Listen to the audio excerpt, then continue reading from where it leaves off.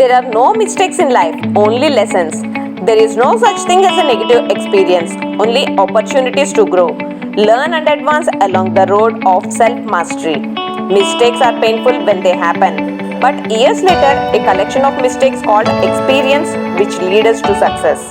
एक समय पर द्रोणाचार्य ने परशुराम के पास जाकर धनुर्विद्या संबंधी ज्ञान और दिव्य अस्त्रों की जानकारी प्राप्त कर उनके बचपन के मित्र और पांचाल के राजा द्रुपद के पास जाकर अपने दिव्य अस्त्रों के ज्ञान के बारे में बताकर उनके ज्ञान से पांचाल राज्य को बचाने की बात कहकर उसको पांचाल राज्य में रहने की अनुमति मांगी ताकि वह पांचाल राज्य में रहते हुए अपने परिवार और पुत्र को भूखे रहने से बचा सके।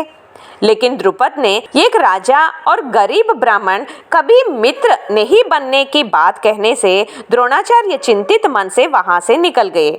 उसी समय कौरव और पांडव गेंद से वन में खेल रहे थे और खेल में गेंद एक कुएं में गिर गई। कौरव और पांडव काफी कोशिश करने पर भी गहरे कुएं से गेंद को नहीं निकाल पाए। उसी रास्ते से गुजरने वाले द्रोणाचार्य की नजर कौरव और पांडव पर पड़ी।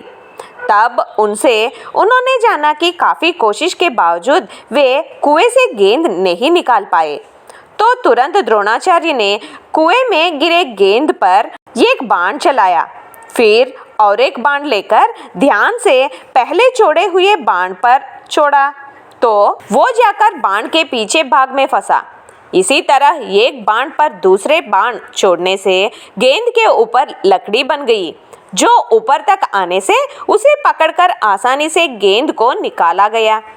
कौरव और पांडव ने खुशी से गेंद लेकर महल जाकर भीष्म को पूरे विषय की जानकारी दी। तब भीष्म ने द्रोणाचार्य की धनुर्विद्या का नैपुण्य जानकर कौरव और पांडव को धनुर्विद्या में शिक्षा देने के लिए द्रोणाचार्य को निवेदन किया।